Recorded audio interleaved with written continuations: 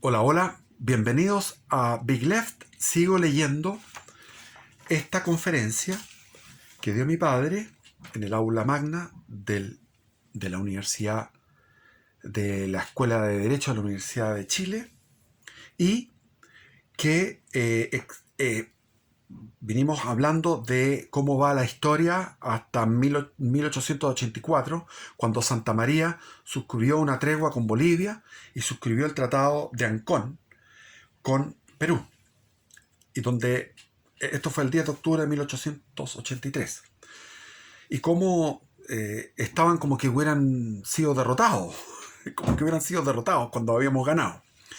Argentina vuelve a la carga, después de haberle cedido el 23 de julio de 1881, haber cedido eh, toda la Patagonia Oriental, casi 727.000 kilómetros cuadrados del territorio legítimo chileno, que es casi toda la cantidad de territorio que tenemos actualmente, que constituye Chile actual, son 756.000. O sea, un poco menos de lo que es el territorio actual chileno fue lo que se cedió en ese tratado.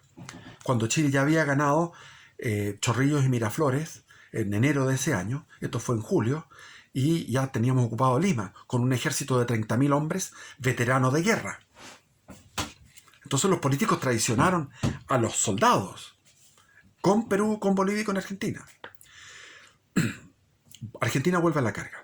Quienes creyeron lograr la anhelada reconciliación con sus vecinos muy pronto vieron aventadas sus esperanzas.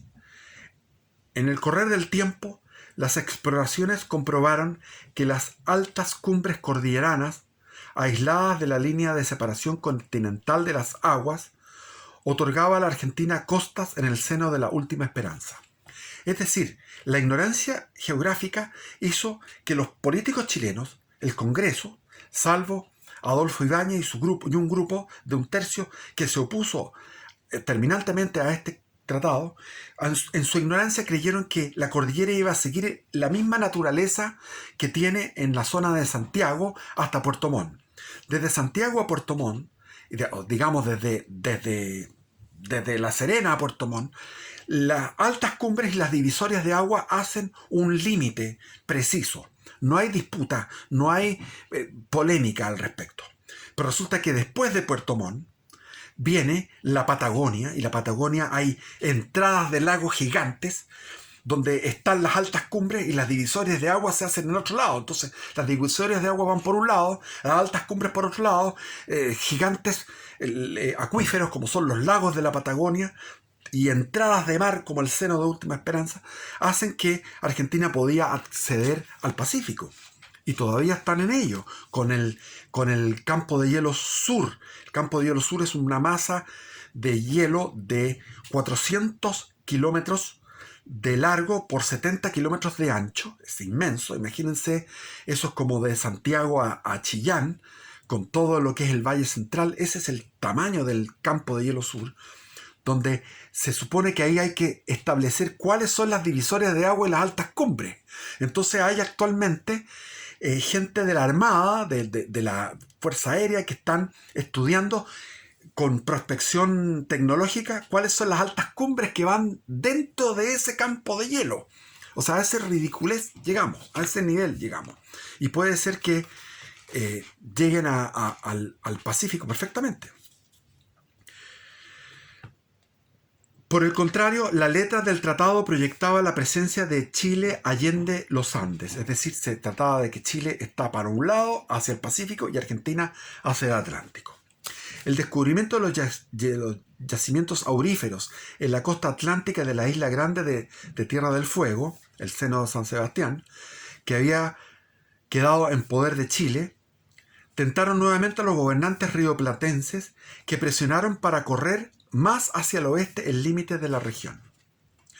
Siempre dispuesto a satisfacer las exigencias de la Casa Rosada, el gobierno de Santiago se allanó a firmar el protocolo de 1893, por el cual se dio a la Argentina 769 kilómetros cuadrados, más en dicha zona. El convenio prescribía además que Argentina no podía pretender punto alguno hacia el Pacífico, ni Chile hacia el Atlántico, aunque referido a la parte continental y a la isla grande de Tierra del Fuego.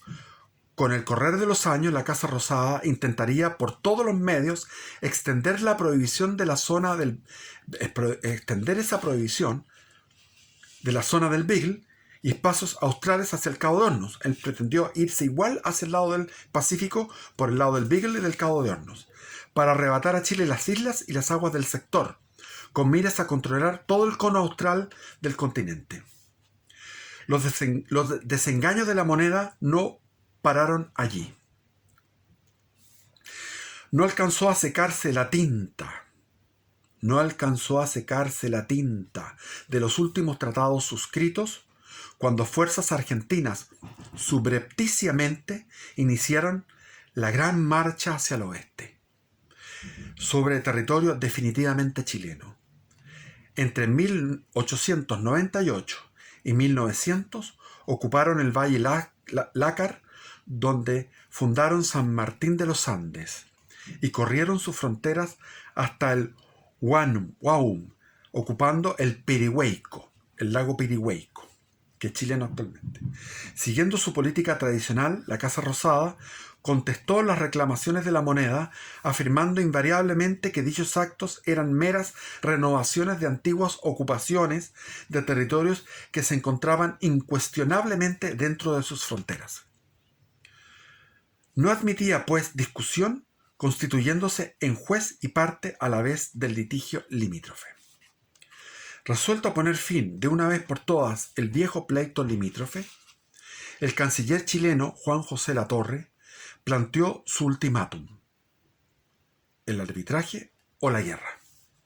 En septiembre de 1898 se sometió la línea general de fronteras a la decisión de Su Majestad Británica, que fallaría en estricto derecho.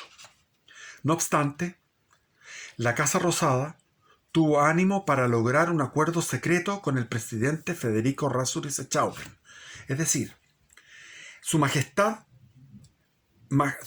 Británica establecía que eso correspondía a Chile y, sin embargo, el presidente argentino llegaba a acuerdos secretos con el presidente chileno Federico Errázuriz Echaurren, obteniendo la entrega de 60.000 kilómetros cuadrados en la puna de Atacama.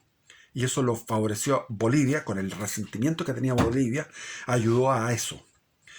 Problema emergente de la Guerra del Pacífico. Había quedado eso de la Guerra del Pacífico, bajo la fórmula del arbitraje del plenipotenciario norteamericano en Buenos Aires, William Buchanan, 1899, con miras a redondear las fronteras de la provincia de Salta para acercarse al Pacífico por Antofagasta. Y vino el abrazo del estrecho, donde se abrazó el general Roca, que el que había invadido la Patagonia Oriental en 1879 y que después fue presidente, y está Roca, se abrazó con el Federico Errázuriz Echaurren, y en Punta Arenas está la calle Roca, en homenaje al presidente Roca.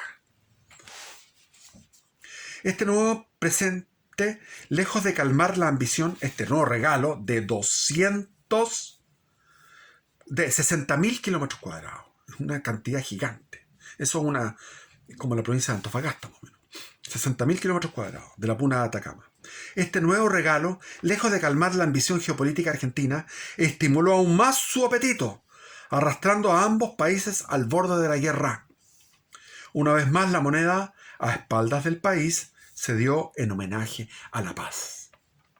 A la postre, en 1902, previo a un nuevo acuerdo secreto en aras de la paz, el presidente don Germán Riesco Errázuriz, Su Majestad Británica, entregó a la Argentina 39.915 kilómetros cuadrados, más en un fallo transaccional que prescindió a la divisoria continental de aguas prescrita en los tratados. Es decir, había territorio trasandino que por la divisoria de aguas correspondía a Chile, y eso fue cedido, y ahí agarró Argentina 39.000 kilómetros cuadrados más.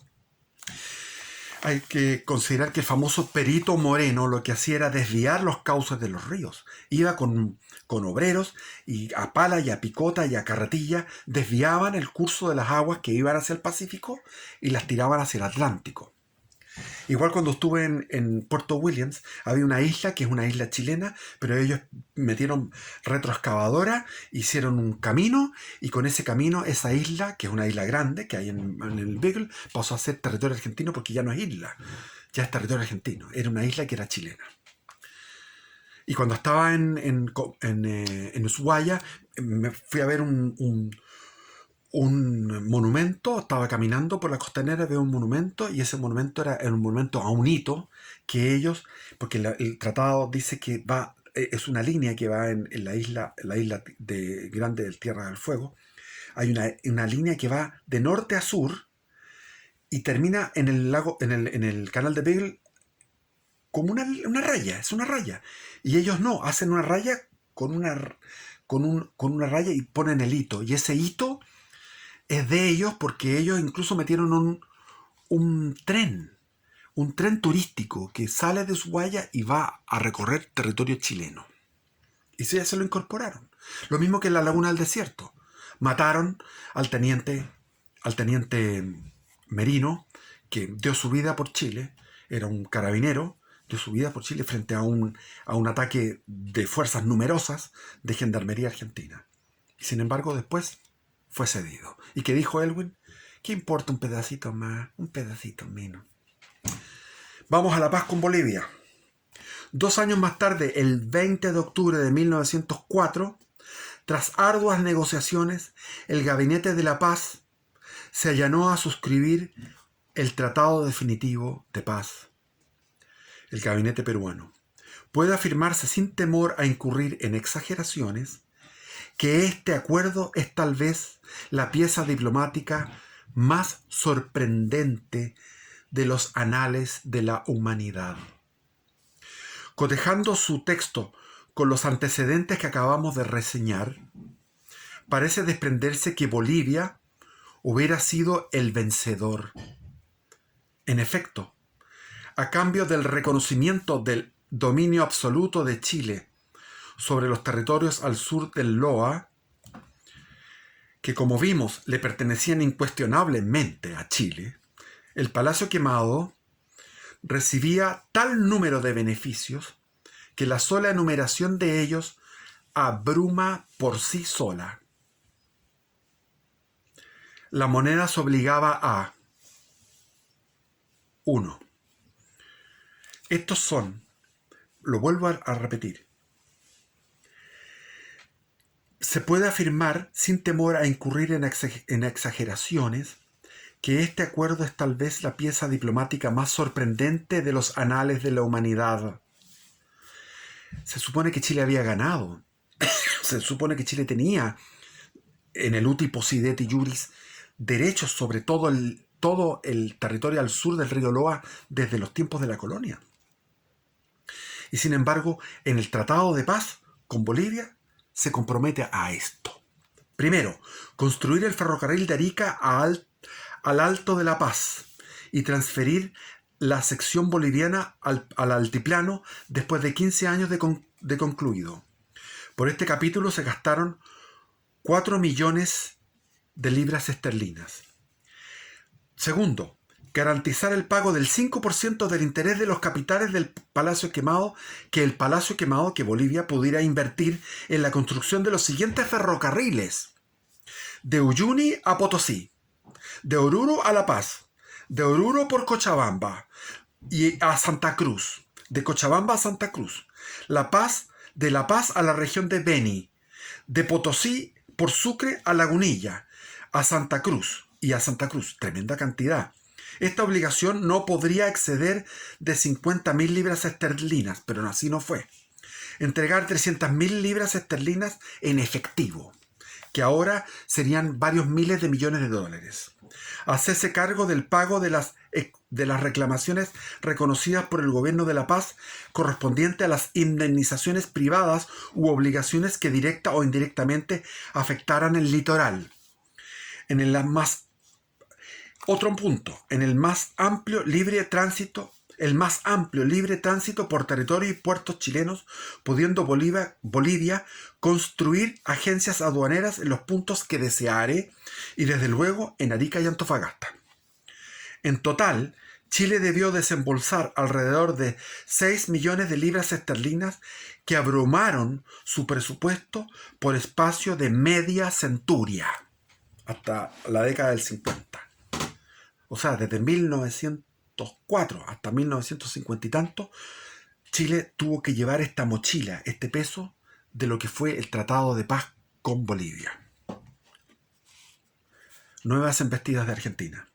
Pero estaba escrito que no podía paladear la amistad con sus vecinos por mucho tiempo. Estaba escrito que no podía paladear la amistad con sus vecinos por mucho tiempo. No acababan de extinguirse los ecos de los fraternales brindis cuando la Casa Rosada volvió a la carga en 1904, pretendiendo esta vez tener derecho del dominio del sector oriente del Canal de Beagle y de las islas australes hasta el Cabo de Hornos. Así las cosas, no obstante que la legislación colonial, como dijimos, proyectaba la presencia de Chile hasta el polo austral, al igual que la Patagonia y el litoral atlántico, la Puna de Atacama, los valles cordilleranos y el Beagle, hasta bien avanzado el siglo XX, el territorio antártico comprendido entre el meridiano de Tordesillas de longitud, el 48 de longitud, de oeste aproximadamente hasta el 90 este o oeste. Bueno, son detalles técnicos. Pero el Tratado de Tordesillas daba un alineamiento de todo lo que es la península O'Higgins para Chile.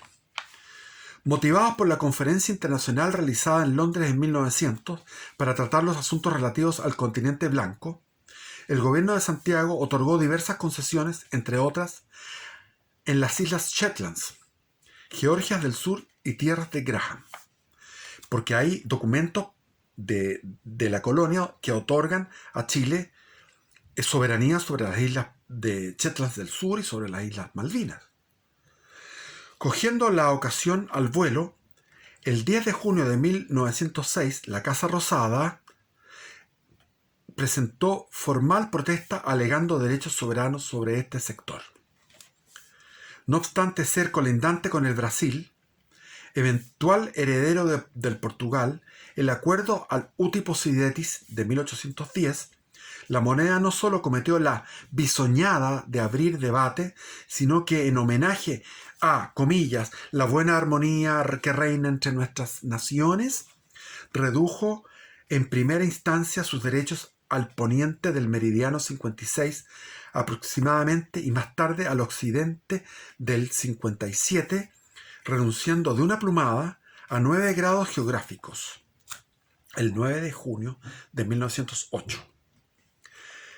De mentalidad más realista, en un mes más tarde, el 21 de julio, Gran Bretaña anunció Urbi et Orbi sus derechos a todas las tierras encerradas entre los 20 grados y los 80 de longitud oeste al sur de los 50 grados de latitud austral.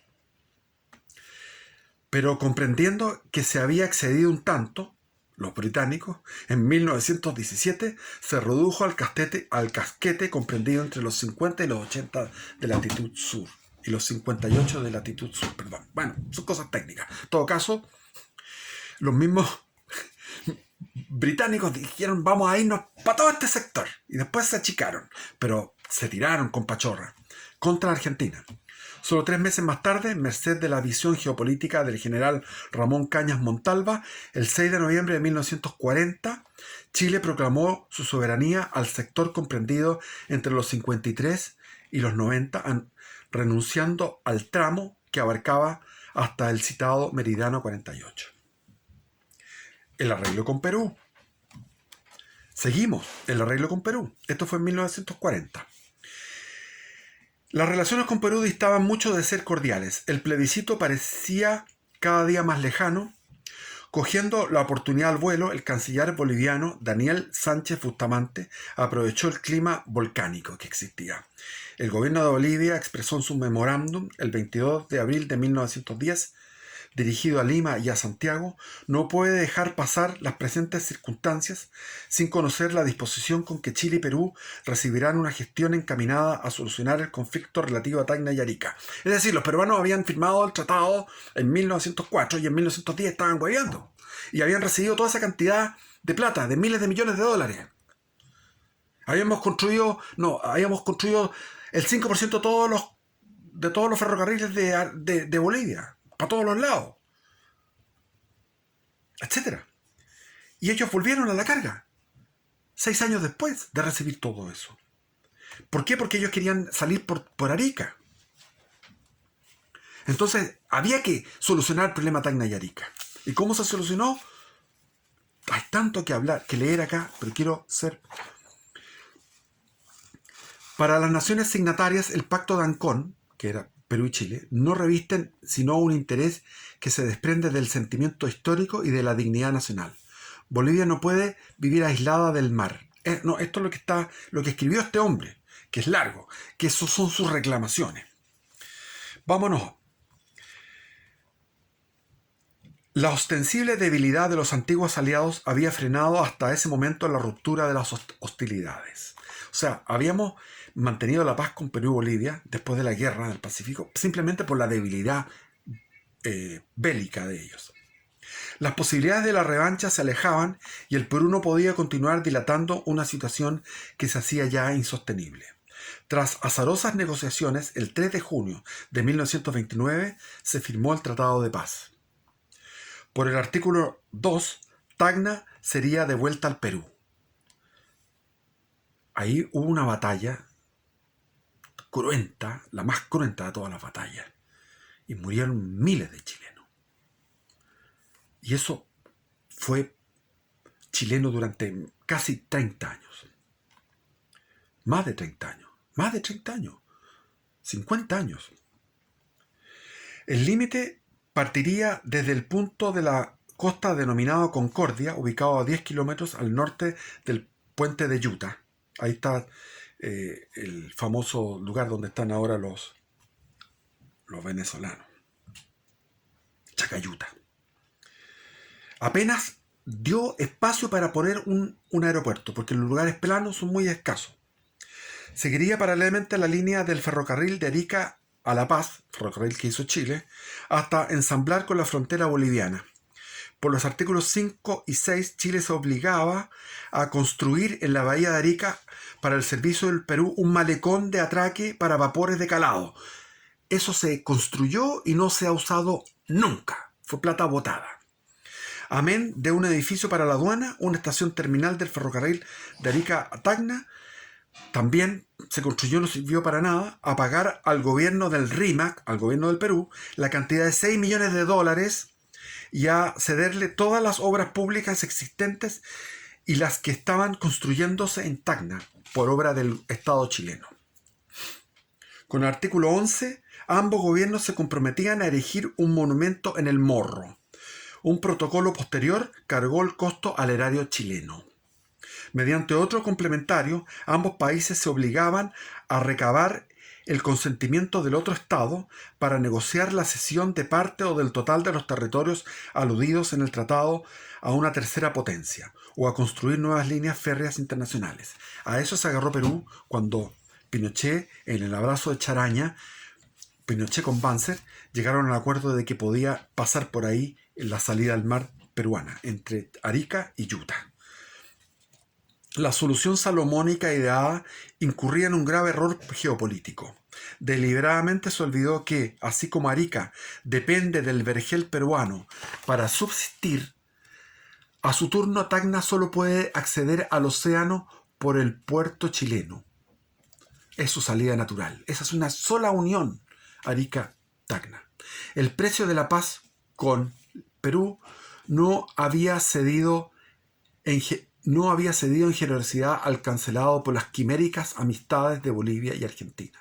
sin haber obtenido fruto alguno en cambio. No entiendo la frase, pero se entiende que es...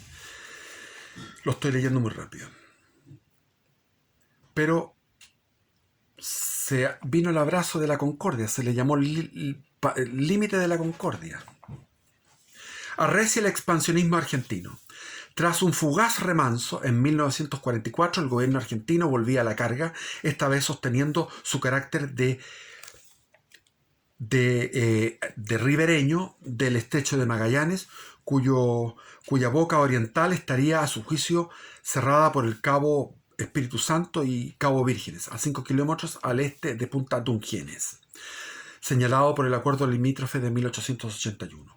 Con el correr de los años siguientes se comenzó a extraer azufre de una mina para llevarla a los arsenales de Córdoba y fabricar pólvora. Extrajo agua salada de alto valor estratégico en el volcán Copahue, altura de Angol, en el río Turbio, esto en una mina que está en territorio chileno, en río Turbio, en el cerro Dorotea, frente a Puerto Natales, bajo tierra chilena. Ocupó Palena.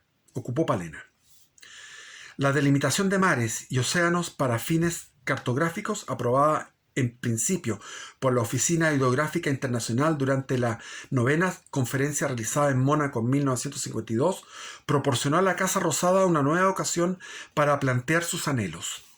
En dicho trabajo, los océanos Pacífico y Atlántico aparecían separados por el sur en el meridiano del Cabo de Hornos.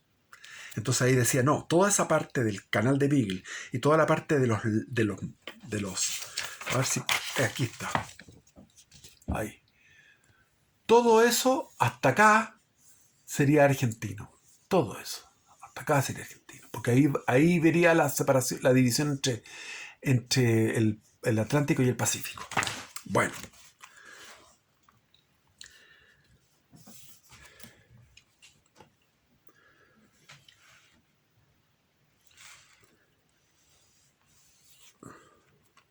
El 19 de diciembre Chile contrapuso la cesión de un corredor entre el límite con Perú. Perdón. Ya. La sentencia entregó a la Argentina las siguientes islas, islotes y rocas. Una serie de islotes y rocas. Dentro del plazo de 9 meses, las partes deberían adoptar las medidas conducentes a cumplir el fallo. No bien se impuso de su texto que ponía fin a sus anhelos de dominar el cono austral sudamericano, la Casa Rosada se encerró en un hermético mutismo. Le falló, o sea, ganaron una serie de cosas, pero no ganaron lo sustancial, que era la isla Picton, Lennox, Nueva, y llegar hasta el Cabo de Hornos. O sea, el Cabo de Hornos iba a partirse en 2. Dentro del plazo... la sugerencia de la Armada de Chile de proclamar de inmediato la soberanía sobre su mar jurisdiccional de 200 millas fue postergada con la esperanza de arribar a un leal acuerdo con Argentina. No discurría sobre tan notables sentimientos la diplomacia rioplatense. No estaba en tan nobles sentimientos. Para ganar tiempo hizo saber al gobierno de Santiago sus deseos de delimitar los espacios marítimos australes. Hay que entender de que finalmente se estableció que ese atlas estaba equivocado, porque en el fondo el Pacífico entra y hace una entrada naturalmente por... Ahí se ve. El Pacífico entra así en el fondo. Entonces ese atlas estaba dando esa limitación.